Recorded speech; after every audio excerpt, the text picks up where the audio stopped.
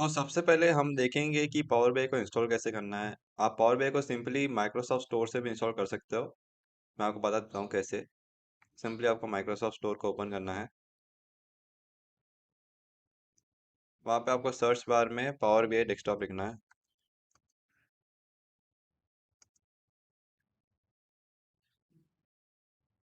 और power BI desktop पर click करना है और इसको सिंपली यहाँ से इंस्टॉल कर लेना है।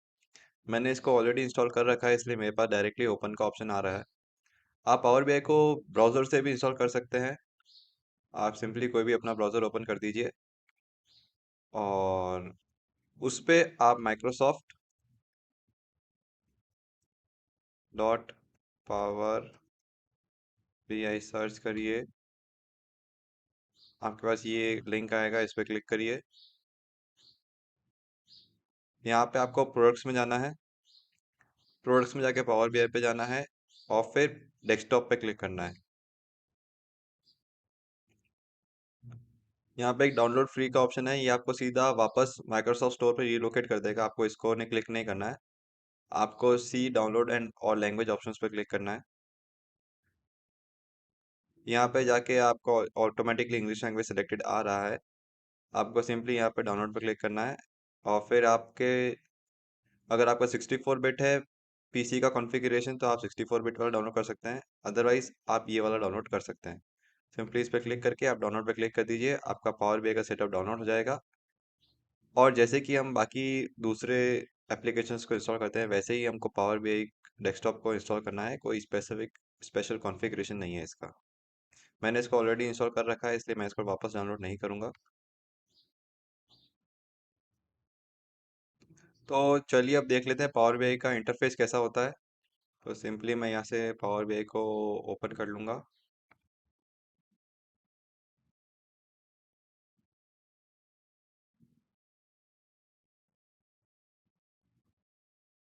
न्यू न्यू पे क्लिक करूँगा मैं।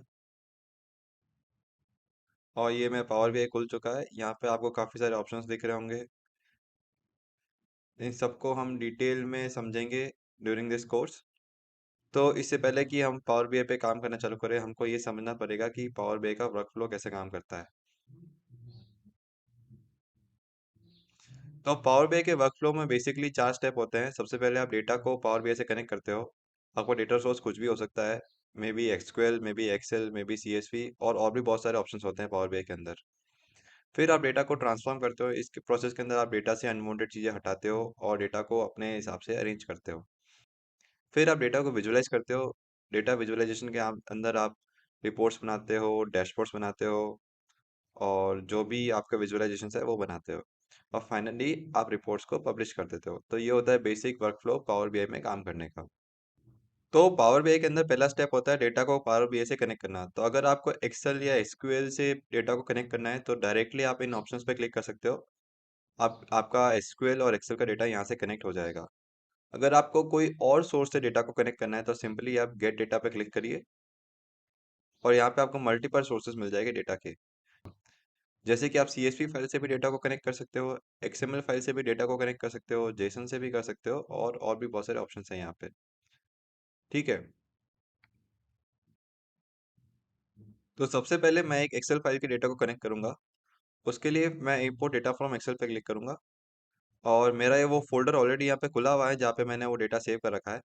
मेरे पास कंट्रीज की GDP का डेटा है। आपको ये डेटा गूगल ड्राइव के लिंक पे मिल जाएगा और उसका लिंक मैंने ऑलरेडी आपसे शेयर कर दिया है। तो सिंपली मैं इस पर क्लिक करके इसको ओपन कर दूंगा।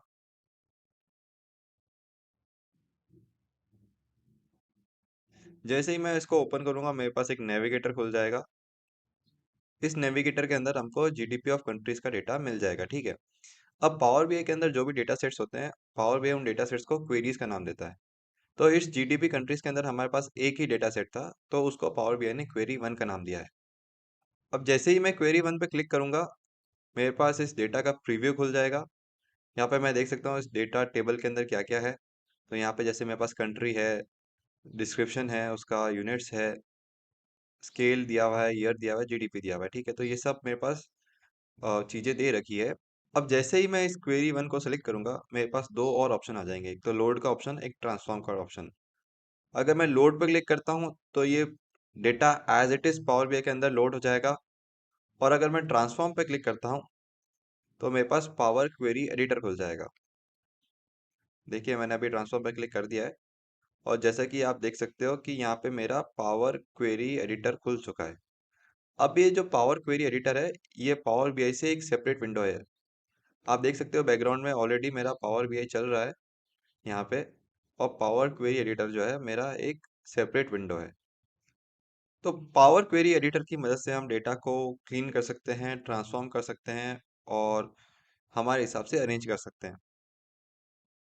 तो यहाँ पे आप पूरे डेटा का ओवरव्यू पावर क्वेरी के सेंटर में देख सकते हो। यहाँ पे हमारा सारा डेटा आ चुका है।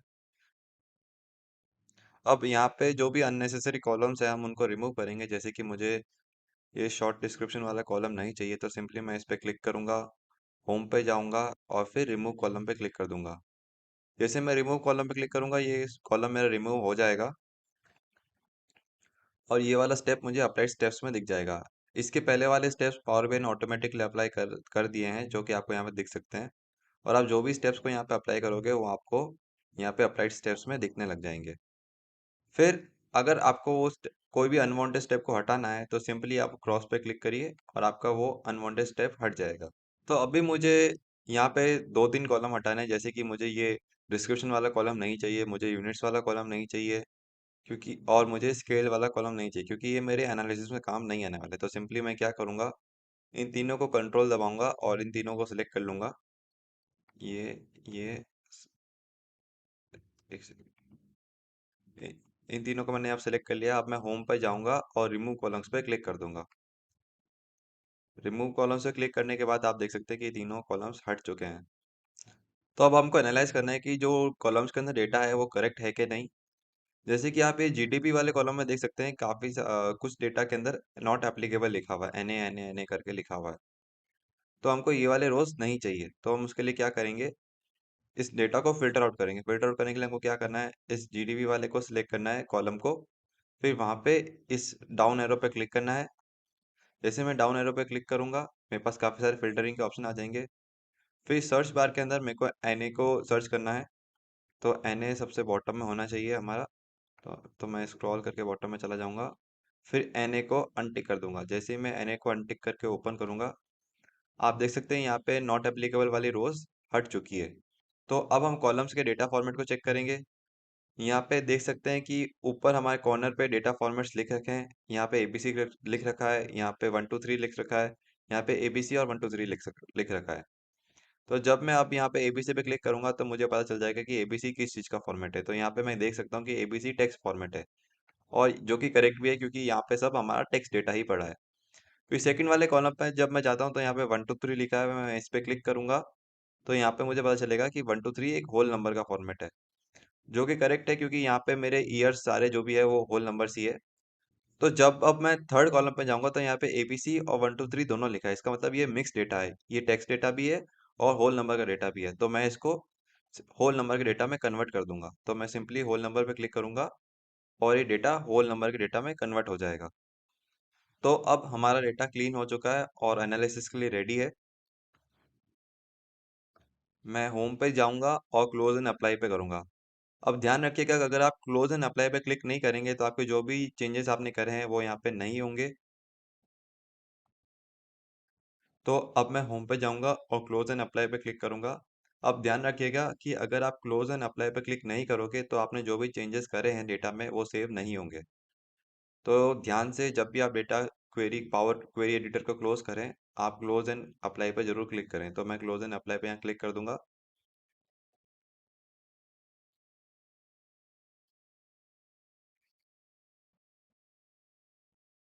और ये डेटा मेरा पावर बीआई डेस्कटॉप में आ जाएगा। आप इस डेटा को यहाँ पे टेबल व्यू के अंदर जाके देख सकते हो। जैसे मैं टेबल व्यू खोलूंगा मेरे पास ये डेटा आ जाएगा। तो अब मैं विजुअलाइजेशंस को बनाने के लिए रिपोर्ट व्यू में जाऊंगा। रिपोर्ट व्यू हमारा ये रहा सबसे ऊपर, इसमें मैं क्लिक करूंगा। तो अब मैं रिपोर्ट व्यू के अंदर विजुअलाइजेशंस को इजीली ड्रैग एंड ड्रॉप कर सकता हूँ। तो अब आपको यहाँ पे right part of the screen में सारे विजुअलाइजेशंस के ऑप्शन दिख जाएंगे। आपको जो भी अप्रोप्रिएट लगे आपके डेटा एनालिसिस के लिए, आप वो विजुअलाइजेशन को यूज़ कर सकते हो। हम यहाँ पे स्टैक्ड कॉलम चार्ट को यूज़ करेंगे, तो सिंपली मैं स्टैक कॉलम चार्ट पे क्लिक करूँगा और यहाँ पे मेरा स्टैक कॉलम चार्ट का टेम्पलेट आ जाएगा। मैं इसको यहाँ पे शीट में कहीं भी मूव कर सकता हूँ, इसको बड़ा या छोटा भी कर सकता हूँ अपने कंफर्ट के हिसाब से। अब यहाँ पे आपको 3 कॉलम्स दिख रहे होंगे, फिल्टर कॉलम, विजुअलाइजेशन कॉलम और डेटा कॉलम। हम इसको कोलैप्स भी कर सकते हैं और एक्सपांड भी कर सकते हैं। अब हम इस विजुअलाइजेशन में डेटा को ऐड कर सकते हैं यहाँ पे डेटा कॉलम के अंदर जाके। तो मैं यहाँ डेटा में जाके क्वेरी 1 पे क्लिक करूंगा। इस एरो पे क्लिक करने पे मेरे पास तीनों ऑप्शन खुल जाएंगे, जो भी 3 कॉलम्स है मेरे क्वेरी 1 के अंदर, जो कि है कंट्रीज, जीडीपी और ईयर। अब हम इन कॉलम्स को इस विजुअलाइजेशन में अरेंज करेंगे, तो उसके लिए हमको क्या करना है। तो जो विजुअलाइजेशन का एक्स एक्सिस है उसके लिए ईयर कॉलम सही रहेगा, तो मैं क्या करूंगा, इस ईयर कॉलम को यहाँ से उठाऊंगा और एक्स एक्सिस में ड्रॉप कर दूंगा। तो एक्स एक्सिस के अंदर मेरा ईयर कॉलम आ जाएगा। अब वाई एक्सिस के लिए मेरा जीडीपी का कॉलम सही रहेगा, तो मैं वाई एक्सिस में जीडीपी को उठाऊंगा और वाई एक्सिस में ड्रॉप कर दूंगा। तो जैसे कि अब आप देख सकते हो कि हमारे पास हर साल की जीडीपी आ गई है और उस जीडीपी का सम टोटल आ गया है। बट ये जीडीपी जो है वो कंट्रीज के अंदर बाइफरकेटेड नहीं है, ये सारी कंट्रीज की जीडीपी का सम आ रहा है यहाँ पे। तो अब जीडीपी को कंट्रीज में बाइफरकेट करने के लिए मैं क्या करूँगा, इस कंट्री वाले कॉलम को उठाऊंगा यहाँ से और उसको लेजेंड में डाल दूंगा। अब जैसे ही मैं इस कॉलम को लेजेंड में डालूंगा, मेरे पास जो जीडीपी है वो कंट्रीज के अकॉर्डिंग बाइफरकेट हो जाएगी। पर यहाँ पे जैसा कि हम देख सकते हैं कि बहुत सारी कंट्रीज आ गई है, बट मुझे सिर्फ टॉप की 4 कंट्रीज चाहिए मेरे विजुअलाइजेशन के लिए। तो मैं उसके लिए क्या करूँगा, मैं फिल्टर्स सेक्शन में जाऊँगा। फिल्टर सेक्शन में जाके मैं कंट्री पे क्लिक करूँगा और इस फिल्टर को ओपन करूँगा। फिर यहाँ पे मेरे पास फिल्टर टाइप के अंदर बेसिक फिल्टरिंग का ऑप्शन आ रहा है। मुझे बेसिक फिल्टरिंग नहीं चाहिए, मैं इस डाउन एरो पे क्लिक करूँगा और टॉप एंड फिल्टर पे क्लिक करूँगा। तो जैसे ही मेरे पास टॉप एंड फिल्टर खुलेगा, मुझे एंटर करना पड़ेगा कि मुझे टॉप के कितने आइटम्स चाहिए। तो मुझे यहाँ पे टॉप के 4 आइटम्स चाहिए, तो मैं यहाँ पे 4 टाइप कर दूंगा। तो बाय वैल्यू के अंदर मुझे एंटर करना पड़ेगा कि मैं किस बेसिस पे टॉप 4 आइटम्स को शो करना चाहता हूँ। तो मैं यहाँ पे टॉप 4 आइटम्स को जीडीपी के बेसिस पे शो करना चाहता हूँ, तो सिंपली मैं जीडीपी को यहाँ से ड्रैग करके बाय वैल्यू के अंदर ड्रॉप कर दूंगा और अप्लाई फिल्टर पे क्लिक कर दूंगा। अब जैसे ही मैंने अप्लाई फिल्टर पे क्लिक करा, मेरे पास यहाँ पे टॉप 4 कंट्रीज की जीडीपी आ गई, जो कि है चाइना, जर्मनी, जापान और यूनाइटेड स्टेट्स। तो जैसा कि आप यहाँ देख सकते हैं, विजुअलाइजेशन काफ़ी ही बेसिक सा विजुअलाइजेशन है। तो इस विजुअलाइजेशन को चेंज करने के लिए मैं सिंपली किसी और विजुअलाइजेशन पे भी क्लिक कर सकता हूँ। जैसे कि मैं इस विजुअलाइजेशन को पहले यहाँ पे क्लिक करूंगा और फिर मैं इस मैप वाले विजुअलाइजेशन पे जब क्लिक करूंगा, तो मेरा एक मैप का विजुअलाइजेशन आ जाएगा। इस पे मैं सारी कंट्रीज देख सकता हूँ कि कौन कौन सी कंट्रीज वो टॉप 4 कंट्रीज है। और ये जो सर्कल है वो उनकी जीडीपी के साइज के हिसाब से बड़ा छोटा हमको इस मैप पे दिख रहा है। हो सकता है कि आपको ये मैप का विजुअलाइजेशन ना दिखे। अगर ऐसा हो रहा है आपके साथ, तो सिंपली आपको क्या करना है, आपको फाइल पे जाना है, फिर आपको ऑप्शंस एंड सेटिंग्स पे जाना है, फिर ऑप्शंस पे जाना है। यहाँ पे आपको सिक्योरिटी पे क्लिक करना है और फिर यहाँ पे जाके आपको use map and field map visuals पे टिक कर देना है। अगर ये आपका अनटिक्ड हो रखा है, तो आपको मैप्स वाला विजुअल नहीं दिखेगा। इसको ओके कर दीजिए और सिंपली उसके बाद एक बार स्टैक कॉलम की चार्ट सिलेक्ट करिए और फिर से एक बार मैप वाला विजुअल सिलेक्ट कर लीजिए। तो आपको ये वाला विजुअल, मैप वाला विजुअल देखने लग जाएगा। अब हम इस मैप वाले विजुअल को एडिट भी कर सकते हैं। जैसे कि मुझे ईयर्स ईयर वाइज डेटा नहीं चाहिए, तो मैं सिंपली इस ईयर वाइज डेटा को हटाने के लिए लेजेंड में से ईयर को हटा दूंगा, तो मेरा ईयर वाइज डेटा हट जाएगा। अब मैं इस मैप का कलर वगैरह भी चेंज कर सकता हूँ और इन सर्कल्स का भी साइज बड़ा छोटा कर सकता हूँ। उसके लिए मुझे यहाँ पे फॉर्मेट और विजुअल्स में जाना पड़ेगा। मैप सेटिंग्स में जाऊंगा, फिर स्टाइल को मैं रोड से डार्क कर दूंगा। इससे मेरा मैप डार्क शेड का हो जाएगा। उसके बाद यहाँ पे और भी बहुत सारे ऑप्शन, जैसे बबल्स में जब क्लिक करूंगा, तो बबल्स का साइज भी मैं बड़ा छोटा कर सकता हूँ। देखिए, जैसे मैंने यहाँ पे साइज को 28 कर दिया, तो ऑटोमेटिकली यहाँ पे देख सकते हैं कि बबल्स का साइज बड़ा हो गया है। उसके बाद मैं कलर्स को भी चेंज कर सकता हूँ। ऑल को ऑन करूंगा। उसके बाद मैं यूनाइटेड स्टेट्स का कलर ब्लू ही चाइना का कलर मैं ट्राई करूंगा ग्रीन कलर का हो जाए, तो मैं चाइना पे ग्रीन टिक करूंगा। तो अब देख सकते हैं चाइना वाला सर्कल ग्रीन हो गया है। जापान को मैं येलो करूंगा, जापान वाला सर्कल येलो हो गया, और जर्मनी को मैं वाइट कर दूंगा, तो जर्मनी वाला सर्कल वाइट हो गया है।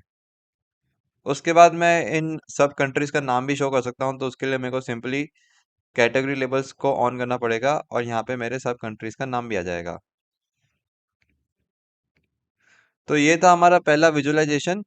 तो अब हमारा पहला विजुअलाइजेशन प्रोजेक्ट कंप्लीट हो चुका है, तो अब हम इस प्रोजेक्ट को सेव कर देंगे। तो मैं यहाँ पे टॉप लेफ्ट कॉर्नर में जाके इसको सेव कर दूंगा। इसका मैं नाम दूंगा इनिशियल प्रोजेक्ट।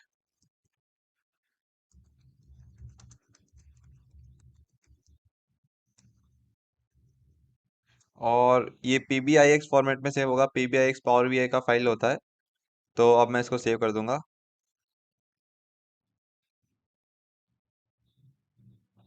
और ये मेरा प्रोजेक्ट सेव हो चुका है अब। तो इससे पहले कि अब हम इस कोर्स में और आगे बढ़े, मैं थोड़ा बहुत आपको पावर बीआई के इंटरफेस के बारे में बता देता हूँ। तो सबसे पहले है हमारा यहाँ पे तीन टाइप के व्यू होते हैं। एक तो होता है रिपोर्ट व्यू होता है, एक होता है टेबल व्यू, एक होता है मॉडल व्यू। रिपोर्ट व्यू के अंदर हमको सारे विजुअलाइजेशंस दिखते हैं, जैसे कि हमारा ये विजुअलाइजेशन यहाँ पे पड़ा हुआ है। टेबल व्यू के अंदर हमारे पास जो भी डेटा होता है वो हमको दिखता है। अलग अलग टेबल्स जो भी होती है वो सारी हमको टेबल व्यू में दिखती है। और मॉडल व्यू के अंदर हमको डिफरेंट डेटा सेट्स के बीच में रिलेशनशिप्स दिखती है। तो अब रिपोर्ट व्यू में आके जब भी आप डेटा पे क्लिक करोगे, तो आपको जो भी कॉलम्स के नाम है टेबल के अंदर, वो सब आपको विजिबल हो जाएंगे यहाँ पे। इन कॉलम्स के डेटा को अगर आपको चेंज या एडिट करना है, तो आप यहाँ पे जाके टेबल व्यू पे जा सकते हैं और कोई भी कॉलम को सिलेक्ट कर सकते हैं। जैसे भी आप कोई भी कॉलम को सिलेक्ट करेंगे, जैसे मैं जीडीपी को सिलेक्ट करूंगा यहाँ पे, तो मेरा कॉलम टूल्स आ जाएगा। फिर यहाँ पे मैं जाके चेंजेस कर सकता हूँ, मैं इसका डेटा टाइप चेंज कर सकता हूँ, या फिर और भी कुछ करना हो तो मैं वो कर सकता हूँ। और फिर मुझे अगर पूरे टेबल को एडिट करना है, तो मेरे को सिंपली वापस क्वेरी पे क्लिक करना है, और मेरा टेबल व्यू आ जाएगा, टेबल टूल्स आ जाएगा। इन टूल्स की वजह से मैं पूरी टेबल में कुछ ना कुछ चेंजेस कर सकता हूँ। अब बात करते हैं मॉडल व्यू के बारे में। मॉडल व्यू में आप जो भी डिफरेंट टाइप ऑफ टेबल हमारे प्रोजेक्ट्स में हैं, वो आप देख सकते हैं। मॉडल व्यू को हम थोड़ा टाइम बाद इस कोर्स में डिटेल में समझेंगे। अभी के लिए आप मॉडल व्यू को इग्नोर कर सकते हैं। अब अगर आपको पावर क्वेरी एडिटर फिर से खोलना है डेटा में कुछ चेंजेस करने के लिए, तो आपको होम पे जाके ट्रांसफॉर्म डेटा पे क्लिक करना है। जैसे आप ट्रांसफॉर्म डेटा पे क्लिक करेंगे, आप देख सकते हैं कि आपका पावर क्वेरी एडिटर फिर से खुल गया है, और आप जो भी चाहे चेंजेस वो अपने डेटा में फिर से कर सकते हैं। अब यहाँ पे आप साइड में देख सकते हैं कि क्वेरी सेटिंग्स ऑप्शन है, जहाँ पे आप क्वेरी का नाम चेंज कर सकते हैं और अप्लाइड स्टेप्स देख सकते हैं। अगर आपको ये क्वेरी सेटिंग्स ऑप्शन नहीं दिख रहा है, तो आप व्यू टैब में अंदर जाइए और क्वेरी सेटिंग्स पे क्लिक करिए। जैसे मैं क्वेरी सेटिंग्स पे क्लिक करा, ये मेरा क्वेरी सेटिंग्स गायब हो गया, और जैसे मैं वापस क्लिक करूंगा इस पे, मेरा क्वेरी सेटिंग्स वापस आ जाएगा। तो अब मेरे पास कुछ भी चेंजेस अप्लाई करने के लिए नहीं है यहाँ पे, तो मैं सिंपली क्रॉस पे क्लिक कर दूंगा। हमारा इनिशियल प्रोजेक्ट भी खत्म हो चुका है, तो हम इस प्रोजेक्ट को भी क्लोज कर देंगे। अब क्लोज हो चुका है, तो अब हम पावर BI को फिर से खोलेंगे।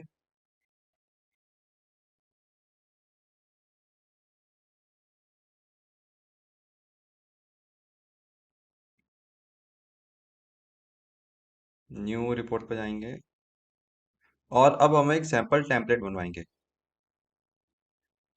ड्यूरिंग दिस कोर्स हम काफ़ी सारे प्रोजेक्ट्स करने वाले हैं। जैसे कि हमने पहला प्रोजेक्ट अभी करा, वैसे ही काफ़ी सारे और प्रोजेक्ट्स भी होने वाले हैं। तो इस दौरान हो सकता है कि आपके पावर BI की सेटिंग्स कुछ और हो, और मेरे पावर BI की सेटिंग्स कुछ और हो। तो इन दोनों सेटिंग्स को मैच करने के लिए हमको एक सैम्पल टेम्पलेट बनाना पड़ेगा, जिसमें आप अपना डेटा जो गूगल ड्राइव से डाउनलोड करेंगे, वो लोड कर पाएंगे। और जब आप उस डेटा पे कुछ फंक्शंस परफॉर्म करेंगे, तो जो भी मेरा आउटपुट है या जो भी आपका आउटपुट है, वो दोनों आउटपुट्स मैच होंगे। तो सेटिंग्स को चेंज करने के लिए हमको फाइल ऑप्शन पे जाना है। फाइल ऑप्शन पे जाने के बाद में हमको ऑप्शंस एंड सेटिंग्स पे जाना है। ऑप्शंस पे क्लिक करना है। अब आप देख सकते हो कि यहाँ पे ग्लोबल ऑप्शंस आ रहे हैं, और यहाँ पे करंट फाइल ऑप्शंस आ रहे हैं। अगर आप ग्लोबल ऑप्शंस में चेंज कर दोगे, तो आपके सारे पावर BI के प्रोजेक्ट्स में ये सेटिंग्स चेंज हो जाएगी। जो कि हमको नहीं करनी है। हमको सिर्फ करंट फाइल में सेटिंग्स चेंज करनी है, तो हम सिर्फ करंट फाइल के ऑप्शंस को चेंज करेंगे। तो सबसे पहले मैं डेटा लोड ऑप्शंस में जाऊंगा और यहाँ पे टाइप डिटेक्शन को बंद कर दूंगा, क्योंकि हमको डेटा टाइप खुद डिटेक्ट करना है यहाँ पे सारे प्रोजेक्ट्स के अंदर, इसलिए मैं टाइप डिटेक्शन को बंद कर रहा हूँ।